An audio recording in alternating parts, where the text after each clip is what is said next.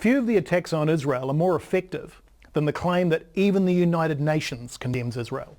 And it does.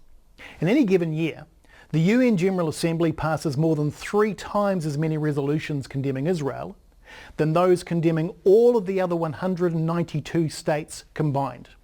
Not to mention a myriad of other UN groups that regularly pass judgment on this tiny nation. So, despite the atrocious actions of the many tyrants, despots and failed nation states in the world, Israel is apparently so bad that its actions deserve the overwhelming attention and chastisement of the United Nations.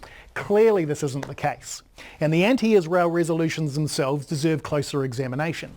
They're actually the same resolutions every year, rolled out annually as part of a much larger anti-Israel strategy which has been underway for decades and which seeks to minimise the Jewish connection to Israel, despite the overwhelming evidence of archaeology, genetic testing and historical records. So how do the promoters of these resolutions gain support year on year? Easily.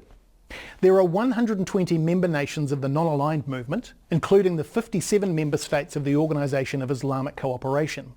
These countries are almost all inherently anti-democratic and share an animosity to Western values in general and to Israel in particular.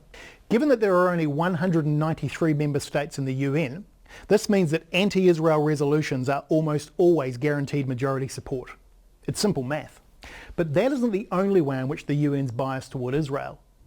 In 1948, following Israel's defensive war of independence, approximately 750,000 Arabs and even more Jews were left homeless.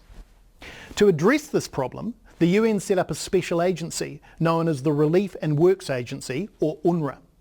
There was no need for a similar agency for Jewish refugees from Arab nations because Israel immediately accepted these people and made them citizens. UNRWA was meant to be a temporary service, but has continued and now also counts the descendants of the original Palestinian refugees as refugees themselves, a group they now claim to number more than 5 million people.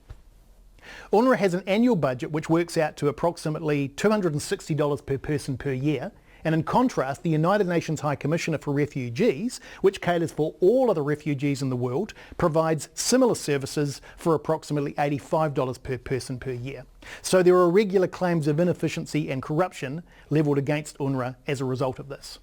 But what's more worrisome is that UNRWA operates in a way which actually perpetuates the Arab-Israeli conflict.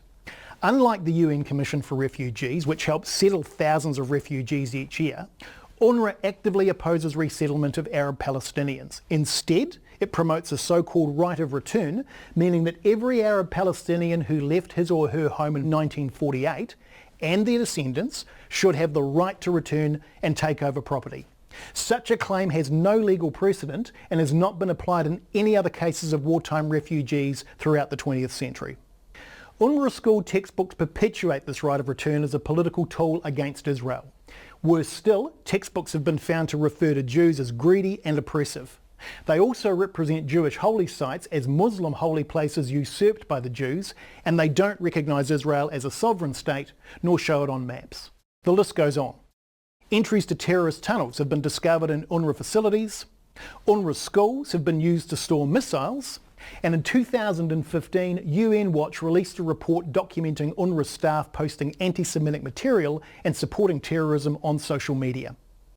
For these reasons, the US recently withheld funding to UNRWA, and Switzerland's foreign minister said UNRWA is part of the problem and keeps the Israeli-Palestinian conflict alive. But many other nations that claim to stand for peace are yet to even acknowledge the flaws and continue to fund this corrupt agency. Sadly, the United Nations has fallen far from its lofty aspirations. Its anti-Israel resolutions, its selective revisions of history, and the unacceptable activities of its agencies all send a clear signal to Palestinian leaders that they don't need to negotiate because the so-called international community will force Israel to submit. Rather than being complicit in this UN bias, it's time for democratic nations to review their principles, call out the UN for this bias, and say enough is enough.